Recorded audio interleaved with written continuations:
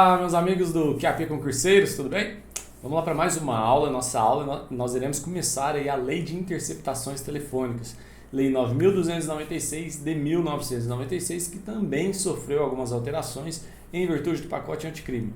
Então nós vamos seguir aquela mesma metodologia. Peço a vocês que deem uma lida antes na lei seca, né? É importantíssimo valorizar a lei seca, para a gente poder realmente saber aquilo que a gente vai encontrar nas nossas aulas. E aí a gente vai discutir diversos pontos e fazer algumas questões para você consolidar seu conhecimento nessa lei, beleza?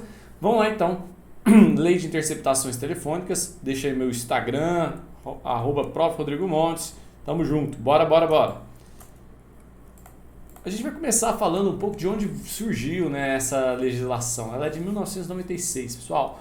Perceba que na própria Constituição Federal, no seu artigo 5º, seu inciso 12, ele fala: é inviolável o sigilo da correspondência e das comunicações telegráficas de dados e das comunicações telefônicas, salvo no último caso. Quem é o último caso, pessoal? Salvo no último caso, no caso das comunicações telefônicas por ordem judicial. Ou seja, aqui ele já está querendo deixar claro que as interceptações telefônicas elas só poderão ser realizadas em virtude de autorização judicial. Por quê? Porque nós estamos preservando um princípio fundamental, que é a inviolabilidade do sigilo, né, tanto de correspondência como das comunicações telefônicas. Porque aqui você quer preservar o que? A intimidade da pessoa, você quer preservar esse princípio fundamental. Então é inviolável o sigilo das comunicações telefônicas, exceto quando nós tivermos autorização judicial para tal. Beleza? Então, nas hipóteses e na forma que a lei estabelecer para esses fins. Qual é essa lei? A nossa lei, obviamente, que a gente vai trabalhar, Lei de Interceptações Telefônicas. Beleza? Então é aqui que a gente vai ver exatamente os procedimentos.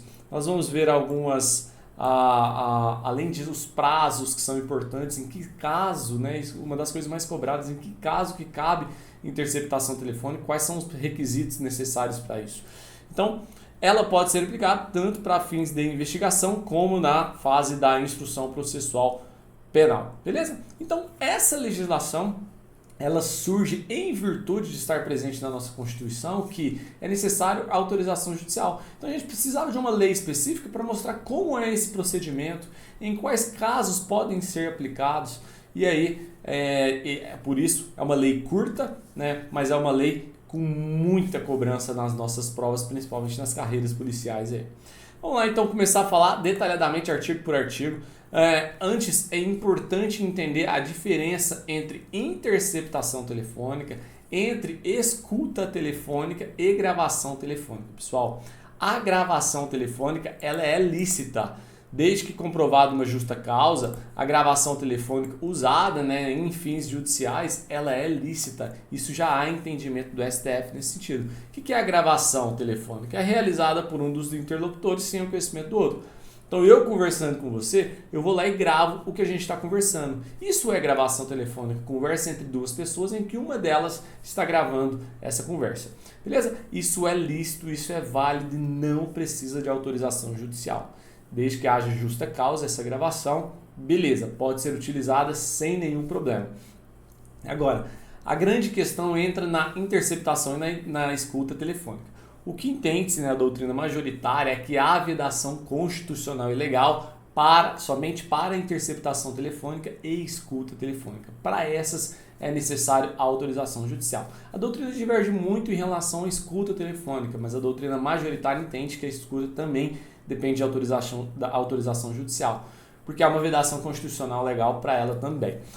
A grande questão é qual é a diferença de escuta telefônica e interceptação telefônica. Pessoal, a escuta telefônica e a interceptação tem um terceiro que está gravando. Perceba que nós temos duas pessoas conversando e essa terceira que está gravando não está nessa conversa. Isso tanto para interceptação como para escuta. A diferença é que na escuta telefônica, um desses dois que estão conversando sabe que esse cara está ouvindo a conversa, que está ali absorvendo aquele conteúdo. Na interceptação telefônica, esses dois estão conversando e eles não sabem que tem um terceiro que está captando aquela conversa lá. Essa é a diferença. Beleza? Então olha aí que eu coloco para vocês. Na escuta telefônica ocorre quando um dos interlocutores que está nessa conversa tem ciência da gravação realizada por terceiro. Na interceptação telefônica, essa captação de conversas telefônicas por terceiros não tem a ciência, nenhum dos que estão ali conversando tem a ciência dessa conversa entre eles, beleza? Então, a gente não tem, a única que é considerada prova lícita, que não precisa de autorização judicial, é a gravação. Beleza, pessoal? Vamos seguir adiante. O nosso foco dessa legislação vai ser em cima da interceptação telefônica, que é ela que interessa pra gente. Então, desde já, é muito importante você entender que essa captação de conversas telefônicas, ela vai depender de quê? De autorização judicial. Eu não posso, por conta própria, utilizar qualquer aparelho que capte a conversa de terceiros, sem eles terem a ciência de qualquer forma. Se eu não estiver participando dessa conversa diretamente com outra pessoa, se não for eu que estiver gravando essa conversa, eu não posso. Preciso de autorização judicial. E não é em qualquer caso que eu posso pedir essa autorização judicial. Tem que preencher alguns requisitos para também que o delegado, que o MP requeira essa autorização judicial. Nós iremos mostrar adiante, beleza? Então, aqui a gente mostra algumas jurisprudências um pouco mais aprofundado que pode aparecer na sua prova e é um pontinho de destaque que você vai levar em relação ao seu concorrente. Algumas possibilidades dentro da nossa lei de interceptações telefônicas. Primeiro, utilizar em desfavor de interlocutor não investigado. O que acontece é o seguinte, pessoal. Nós vamos mostrar daqui a pouco, né, uma questão jurisprudencial a que fala exatamente sobre isso, mas se nessa interceptação telefônica que está sendo realizada, você está investigando A, mas descobre também B, que estava praticando um crime junto com A, ou que estava praticando algum outro crime nessa interceptação telefônica, essa prova sim poderá ser utilizada em desfavor de aquele interlocutor que não estava sendo investigado até o momento. Tá? Ela não estava sendo investigada até o momento, mas essa prova pode sim ser utilizada, essa interceptação telefônica, como um meio, né, de obtenção de prova contra esse indivíduo que não estava sendo investigado. Beleza? A gente nem fala que a interceptação ela é meio de prova, ela não é meio de prova, viu, pessoal? A interceptação telefônica ela é fonte de prova.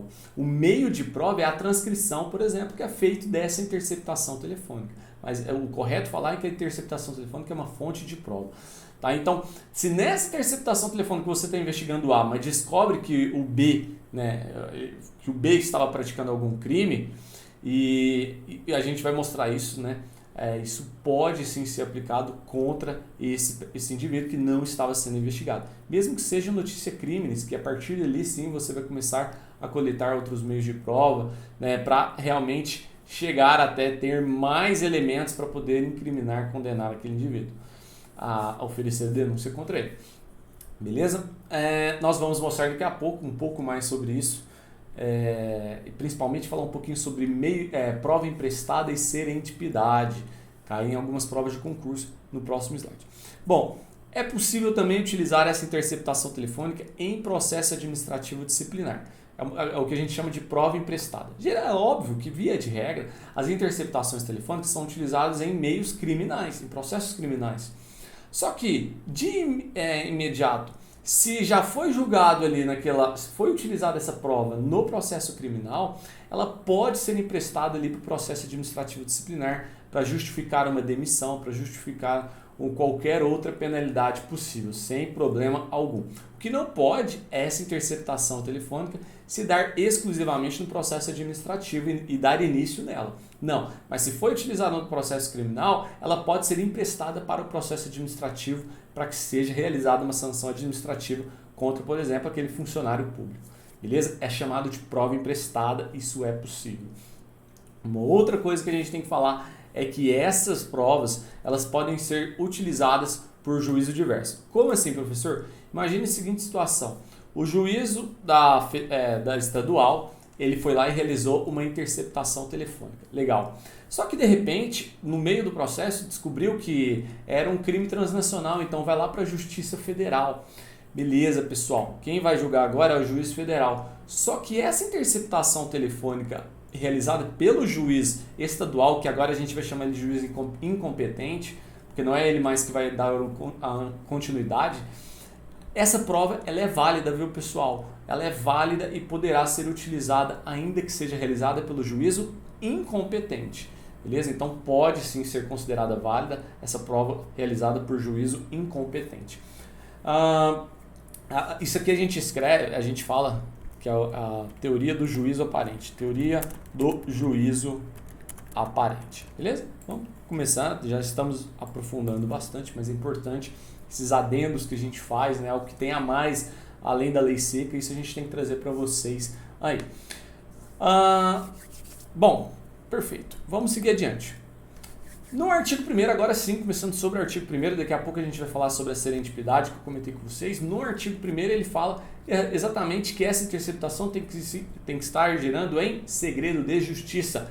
Por isso, essa interceptação depende de autorização judicial e somente com autorização judicial pode ser realizada, e ainda com essa autorização judicial tem que estar mantido segredo de justiça. Olha o que fala o artigo 1º. A interceptação de comunicações telefônicas de qualquer natureza para prova em investigação criminal e em instrução processual penal observará o disposto nesta lei e dependerá de ordem do juiz competente para a da ação principal sobre segredo de justiça. Legal, então tem que ser sobre segredo de justiça. Outra informação importante, que essa interceptação ela pode ser utilizada como fonte de prova tanto na fase da investigação criminal, que é a fase do inquérito, né, que é o delegado de polícia, que é o presidente do inquérito, está ali conduzindo, como também pode ser realizada na fase da instrução processual penal.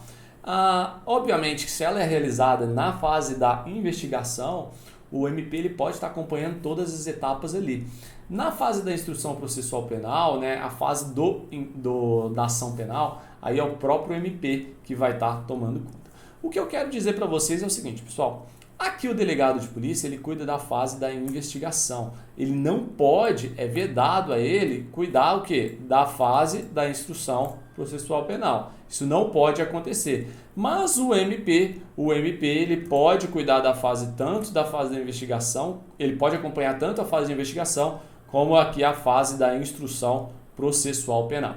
Beleza? Muito importante entender essas diferenças aí. Mas é importante entender, pessoal, a interceptação telefônica ela não é restrita a apenas uma dessas etapas, não é restrita à investigação, isso está errado, e não é restrito também apenas à fase de instrução processual penal. Beleza, pessoal? Vamos lá então. Parágrafo único fala: o disposto nessa lei aplica-se à interceptação do fluxo de comunicações em sistemas de informática e telemática. Pessoal, hoje com o tanto de produtos smart que nós temos, com essa tecnologia avançada, é óbvio que esses fluxos de comunicações, eles não se dão apenas em computadores. Nós temos hoje celular smart que faz isso, relógio. Então, quando ele fala em informática e telemática, ele quer incluir todos esses equipamentos, todos, seja celular, seja relógio, seja o que for, que é possível realizar esses meios de interceptação. Ele só quis deixar claro que não é restrito apenas a computador, a telefone, mas qualquer meio de sistemas de informática e sistemas de telemática, beleza? Que incluem aí softwares, que inclui serviço de telefonia, que é o caso das telecomunicações, que incluem fibra ótica, satélite, cabo. Ele deixou de forma bem ampla aí, para não dar brecha para o legislador falar que ele não se enquadrava dentro daquela situação. Perfeito, pessoal? E olha uma jurisprudência que a gente vai trazer aqui para a gente. De acordo com o STJ, para que seja permitida a interceptação, não é imprescindível prévia instauração de inquérito policial. Pessoal, o que ele está querendo dizer aqui?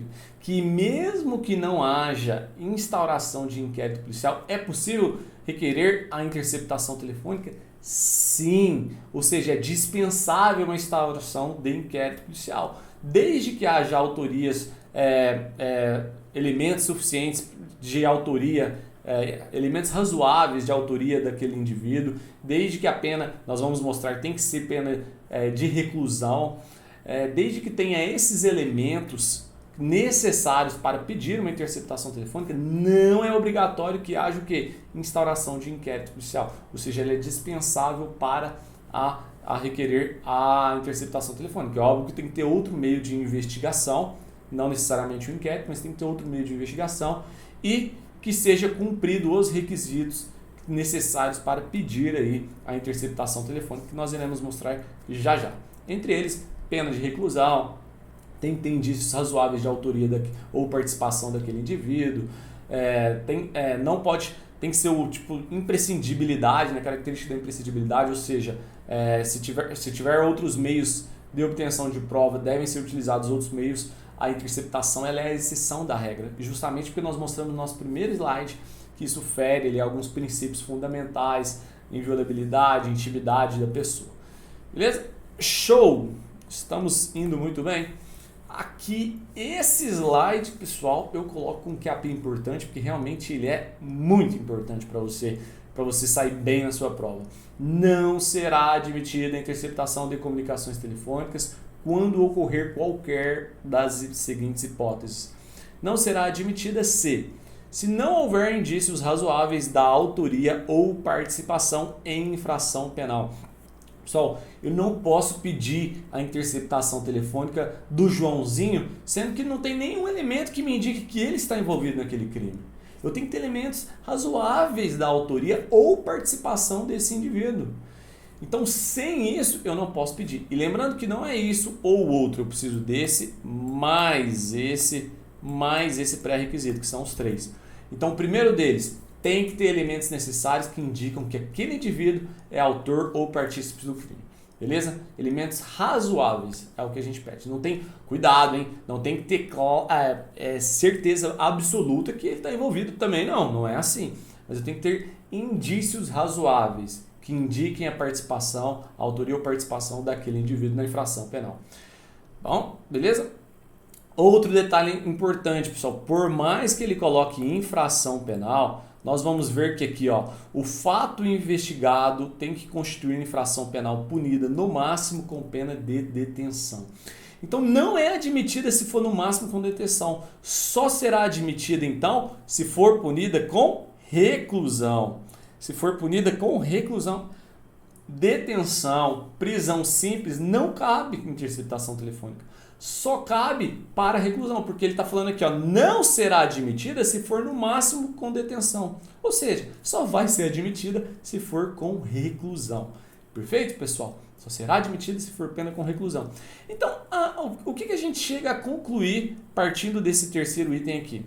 Que só vai ser cabível na infração penal. Nós temos 12 espécies de infração penal, crime e contravenção penal. Como contravenção penal o indivíduo ele recebe pena de prisão simples ou multa, nós temos que na contravenção penal não pode ser aplicado interceptação telefônica, porque não tem pena de reclusão nas contravenções penais, entende? Então não é possível aplicar, tá? Não cabe, né, nas contravenções penais a gente aplicar essas penalidades aí, perfeito? Show de bola. Não cabe nas contravenções porque lá nós não temos essa pena de reclusão. Show de bola. Vamos lá. Se a prova puder ser feita por outros meios disponíveis, se elas puderem ser feitas por outros meios disponíveis. Quer dizer, aqui nós vamos utilizar a interceptação telefônica em último caso, pessoal. Em último caso. Quer dizer o quê? Que se eu tiver qualquer outro meios de obtenção de prova, eu não vou utilizar a interceptação telefônica. Ela é assim, ela é a exceção, ela não é a regra, viu, pessoal? Somente quando eu não conseguir realizar por nenhum outro meio de obtenção de prova os elementos, por nenhuma outra fonte de prova, os elementos necessários, e eu sei que realmente há um risco de se perder essas provas. Por isso que a gente chama até de subsidiariedade da interceptação telefônica, né? Característica da subsidiariedade e fragmentariedade. Por quê? Porque aqui, se tiver qualquer outro meio de obtenção de prova, será utilizado que não a interceptação telefônica. Ou seja, em último caso mesmo, a gente vai utilizar. Pessoal, então, os 3 elementos necessários.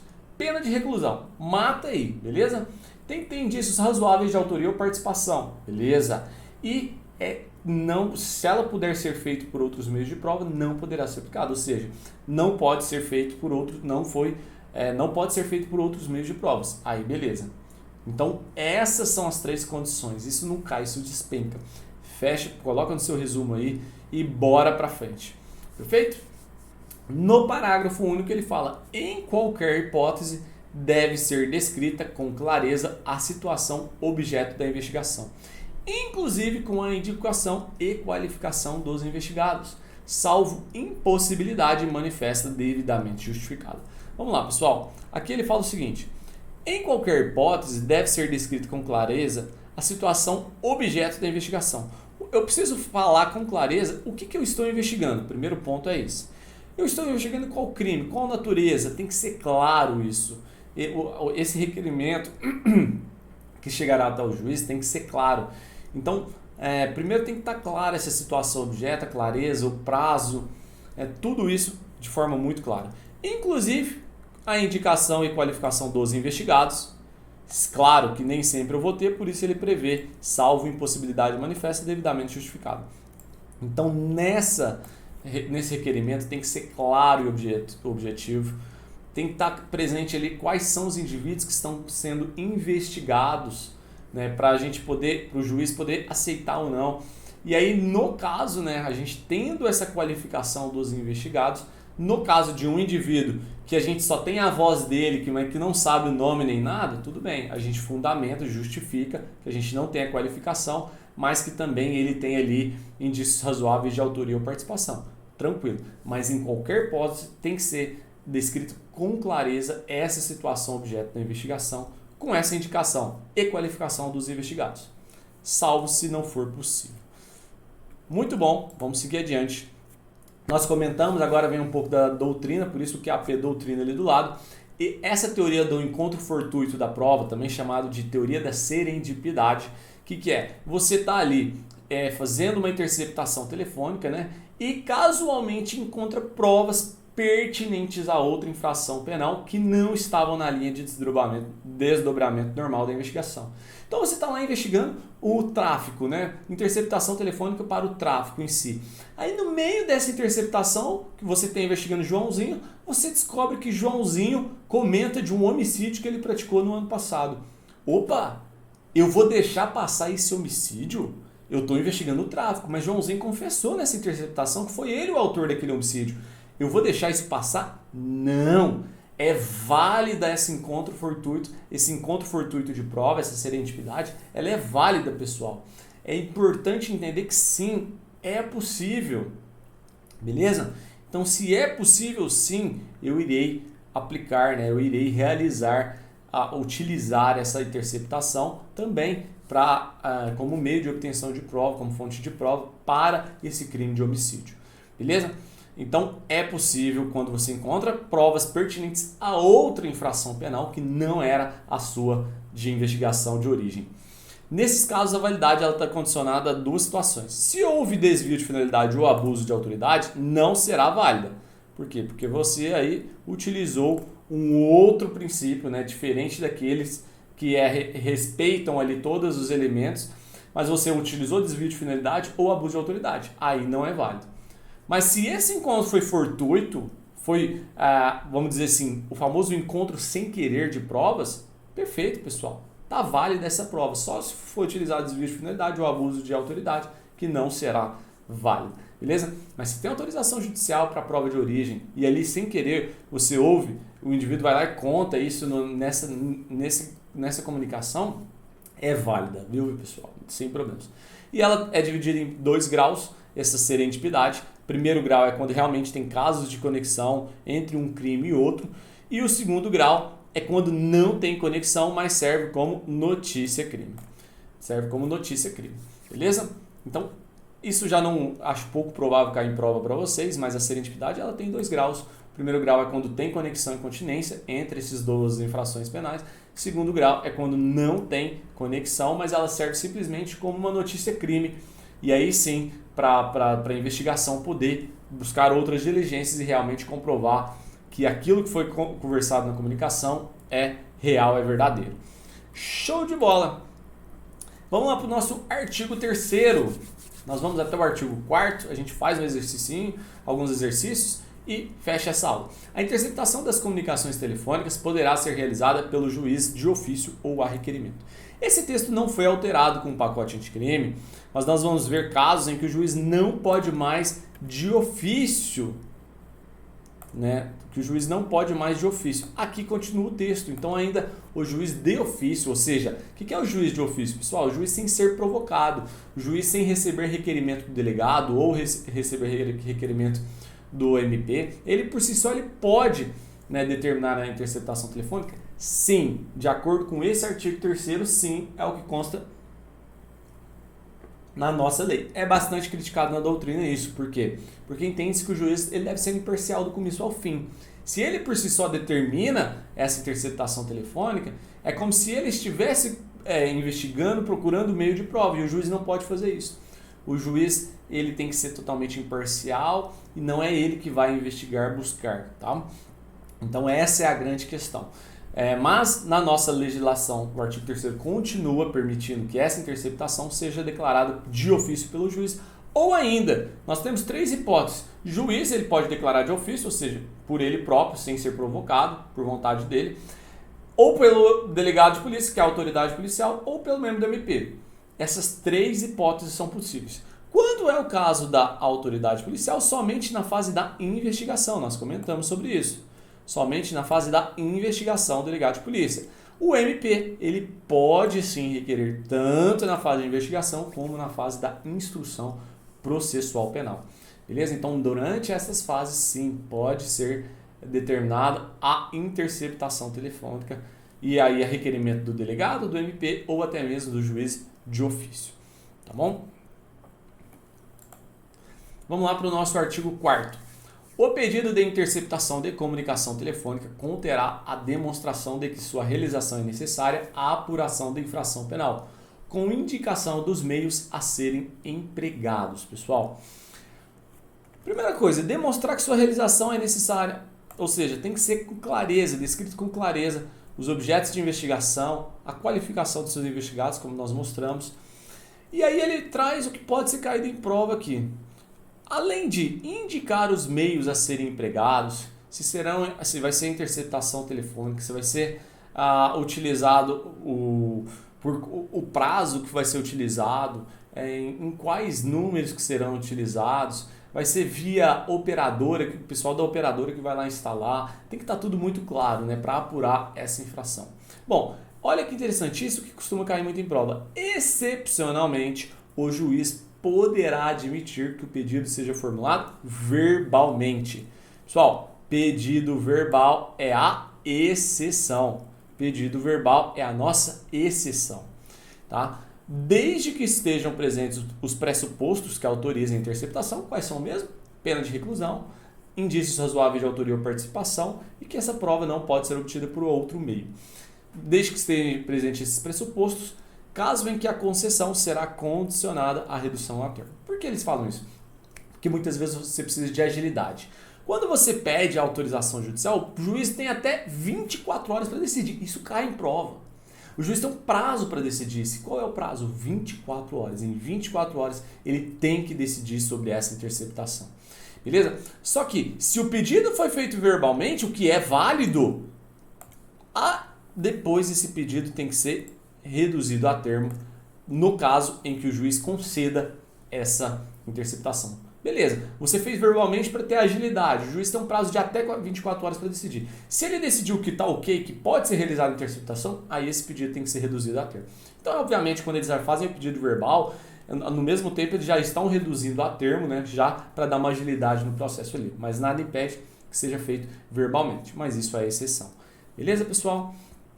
Ótimo. Então, grava esse prazo aí, grava que pode ser verbal, que são os pontos mais importantes desse slide. Vamos lá para as nossas questões. Primeira questão, CESP 2019, Oficial de Justiça. Julgue o próximo item. Não havendo autorização do juízo competente, a interceptação de comunicações telefônicas será prova ilícita? Sem dúvidas, pessoal. Sem autorização do juiz, em nenhuma hipótese pode ser utilizada essa prova. Será considerada prova ilícita. Tá? Ah, mas foi através dela que a gente conseguiu pegar um indivíduo X. Não interessa, pessoal.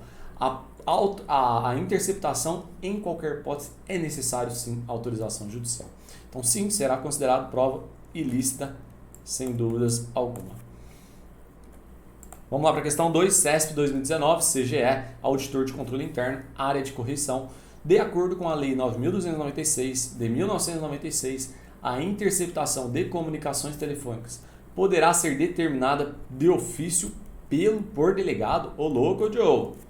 Delegado não determina, quem determina é somente o juiz, pessoal, somente o juiz, não esquece disso.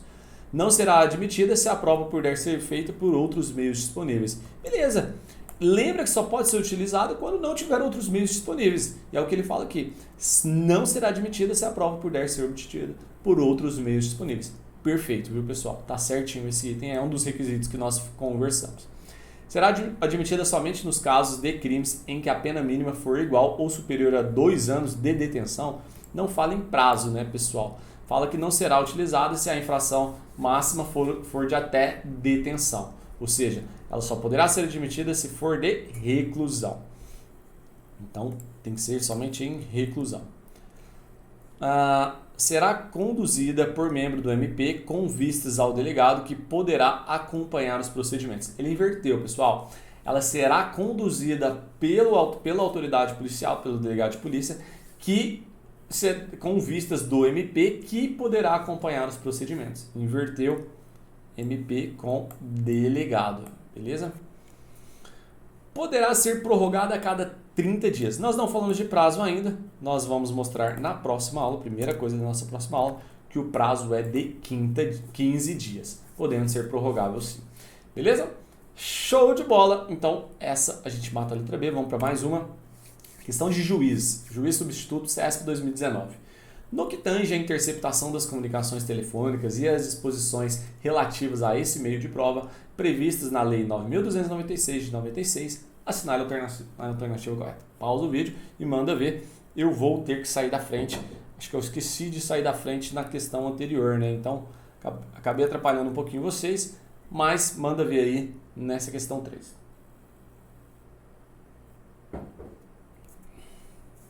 Beleza, vamos lá.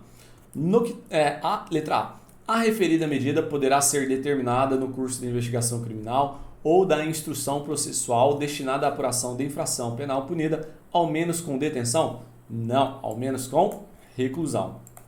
Olha como repete isso as provas, né, pessoal? A existência de outros meios para obtenção de prova não impedirá o deferimento da referida medida? Impedirá sim, pessoal. Lembra que só será utilizada quando não tiver outros meios de obtenção de prova, senão será indeferida sim. O deferimento da referida medida exige a clara descrição do objeto da investigação, com indicação e qualificação dos investigados, salvo impossibilidade manifesta justificada. Letra C está perfeito, ipsis literis, ou seja, tal qual está na nossa letra da lei. Ctrl C, Ctrl V, copiar e colar numa prova de juiz.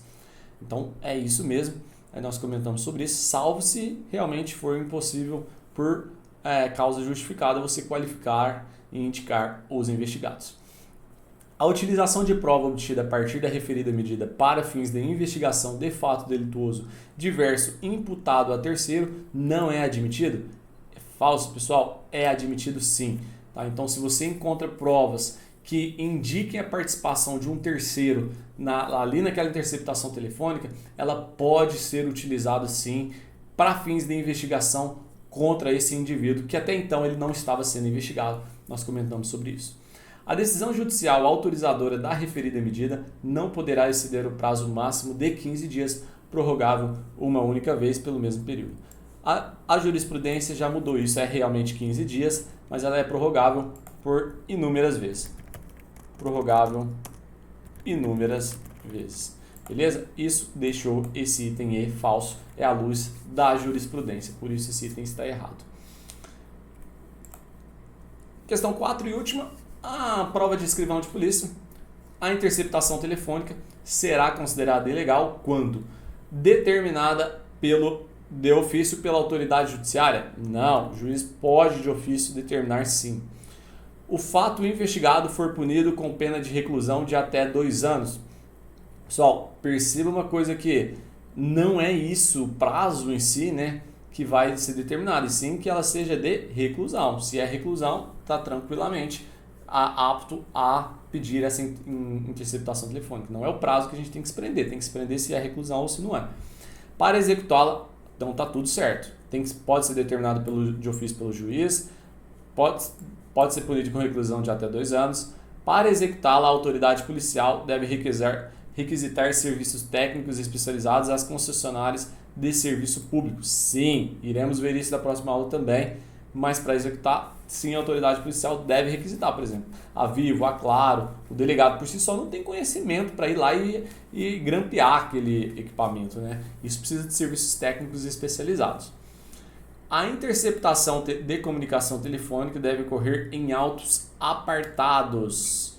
Beleza, pessoal? Tá certo também. Nós iremos mostrar isso também na próxima aula. O que significa em autos apartados? Deve ir em autos separados. Quer dizer, isso deve estar separado dos demais meios de investigação, justamente porque se está em curso, não pode ter acesso a terceiros durante esse período que ainda está sendo realizado.